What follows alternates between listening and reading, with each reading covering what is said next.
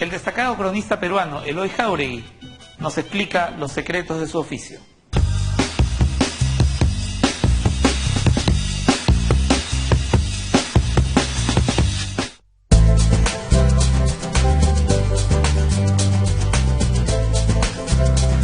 La crónica es un producto mediático, un producto periodístico, ahora, pero antes fue un testimonio histórico. Antes que la historia misma que se escribiese, la crónica en el Perú funcionó como un texto que contaba lo que ocurría en esos momentos según la visión de cada cronista. Desde ese momento creo que la crónica se convierte en un testimonio de un conflicto entre dos civilizaciones, el mundo occidental, el mundo europeo, el mundo peruano, el mundo andino, básicamente. Los mejores cronistas fueron, pues, de alguna manera, Pedro Cieza de León, a Betanzos, pero también hubieron cronistas luego de la conquista peruanos, mestizos, como es el caso de Garcilaso de la Vega, y como es el caso de uno grande que se llama Guamán Poma de Ayala. Yo creo que fue el que inventó el cómic, porque además del testimonio, hacía un dibujo. La crónica es, en todo caso, una narración que tiene un hecho novedoso, una narración que no es ficcional, que no es de ficción, sino que representa lo que es lo real de la realidad, no la realidad solamente, o sea, lo que funciona, lo que opera. Y en esa medida, pues con la guerra con Chile, por ejemplo, aparecieron numerosos cronistas anónimos, casi la mayoría, otros muertos por la propia guerra. Y también aparece un tipo de crónica que es la del costumbrismo, la de cómo era Lima, por ejemplo.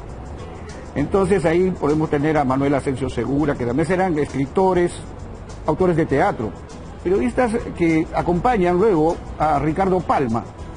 Ricardo Palma es el gran periodista del Perú.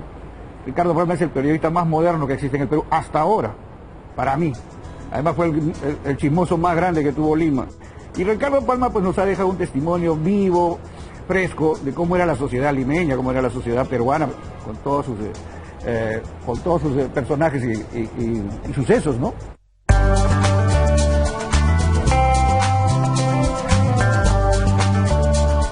Un cronista debe ser una esponjita, pues, ¿no? Tiene que meterse, averiguar todo, tiene que hacer lo que se llama en periodismo la inmersión, pero además tiene que tener ojo para mirar, no ojo para ver.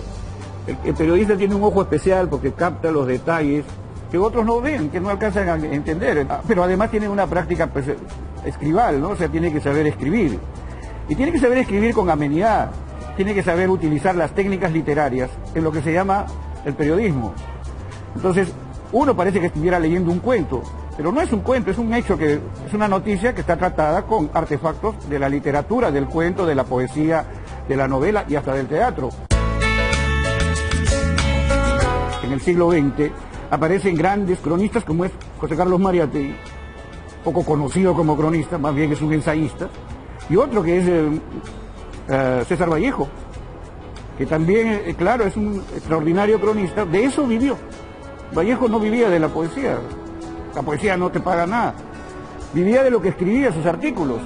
Entonces, además, él inventó un género que se llamó la crónica rusa, que es un tipo de crónica que es la sorpresa que tiene el periodista cuando viaja a un mundo diferente, como era cuando él viajó a Rusia, y ahí se encontró con la sociedad socialista, donde había la sinfonía del trabajo, por ejemplo, ¿no? La gente celebraba el trabajo. Yo pertenezco a la generación del 70, pero antes que yo está, por ejemplo, José María Salcedo, que escribió crónica, que escribe crónicas, está Antonio Cisneros, está Abelardo Sánchez León, y de repente me estoy olvidando perdón, me voy a olvidar de algunos seguramente, pido disculpas, pero es que aparecieron un montón de cronistas de esa época, y luego se secó el río, hasta los años 80 que vuelve a resurgir la crónica.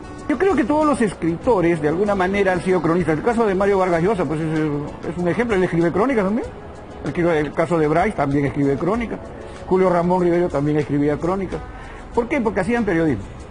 Y el periodismo es la última tabla de salvación de los escritores, porque ahí no pagan bien, pero nos pagan alguito.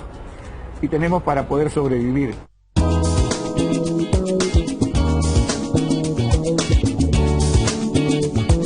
yo soy un tipo que ha estudiado la cultura popular urbana.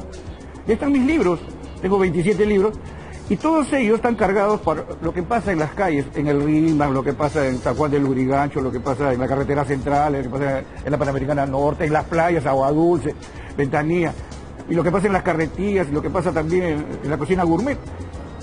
Yo no creo que haya hoy día una clasificación de crónicas. Creo que el cronista más bien está comprometido a llevar su discurso de manera interdisciplinaria, porque un periodista hoy día se le exige que tiene que saber de todo. Yo escribo crónicas como series de Netflix, como series de HBO. Utilizo las frases más cortadas, ya no utilizo párrafos grandes. Mi crónica dura más o menos lo que dura una serie, ¿no? 50 minutos. Las otras parecían películas, de 3 horas, 2 horas, porque hoy día se escribe así, y porque hoy día hay un nuevo lector. Yo recomiendo, por ejemplo, hacer una crónica con 13 oraciones y un párrafo de 3 oraciones, nada más, y el siguiente párrafo de 3 oraciones y el siguiente. Y las crónicas no tienen por qué ser tan largas, las crónicas pueden ser de 4 o 5 párrafos, nada más, con tal que se esté contando la historia. Y utilizando las técnicas de la cinematografía, escena por escena, de tal manera que uno construye párrafos que son módulos. Yo puedo utilizar este módulo al momento de la edición y lo puedo poner acá arriba y este lo puedo sacar acá. El cronista es un inmortal. ¿Por qué? Porque una crónica que yo he escrito en el año 80 se puede leer hoy día como si fuera una noticia de ayer. Y, o sea, no pierde esa frescura porque es una historia. Es como una pieza literaria. Escribir es seducir, pero escribir también es corregir. Un periodista le agarre el gusto a su texto cuando le agarre el gusto a la corrección. No hay textos terminados para el cronista. El texto terminado no existe, porque por eso la gente cuando publica un libro, como el caso mío, se pone a llorar, porque ya no lo quiere volver a ver, porque dice, ¿cuántos errores cometí? ¿Por qué he escrito esto? Pero no lo digo yo, lo dicen todos los escritores, García Márquez lo decía Mario Vargas Llosa. ¿Por qué? Porque cada uno se da cuenta cuando ya está el libro impreso, entonces no quiere verlo.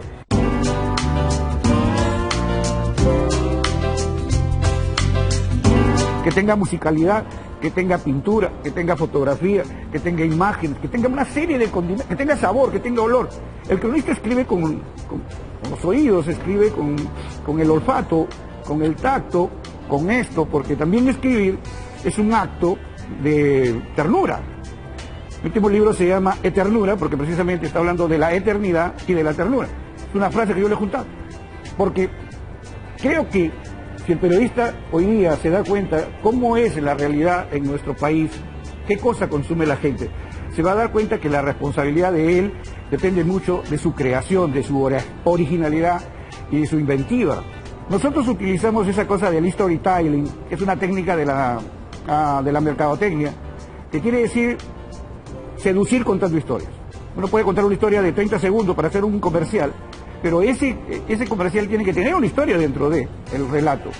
Y eso es lo que utilizamos nosotros los cronistas, o sea, tratamos de trabajar con los sentimientos, sin llegar a eso que se llama la posverdad, que es una técnica hoy día para mentir en el periodismo, no, sino utilizando la cosa más sentimental de aquello que conmueve al lector. Y uno sabe lo que le conmueve al lector. ¿Qué le conmueve al lector? Pues el hambre, la cocina. Entonces yo soy un especialista en gastronomía. ¿Por qué? Porque yo sé que cuando hago una nota sobre un ceviche o hago una nota sobre un chancho al palo o un cuy chactado, pues la gente se va a pegar. ¿Por qué? Porque había un cronista que se llamaba el Corregidor, Adán Felipe Mejía. Y a mí me enseñó a escribir ese señor como si estuviera comiendo. Él tiene una crónica sobre el chupe de camarones. Y cuando uno lo está leyendo, en realidad parece que te lo estás comiendo. Entonces hay que llegar a ese nivel para poder, como te digo, seducir.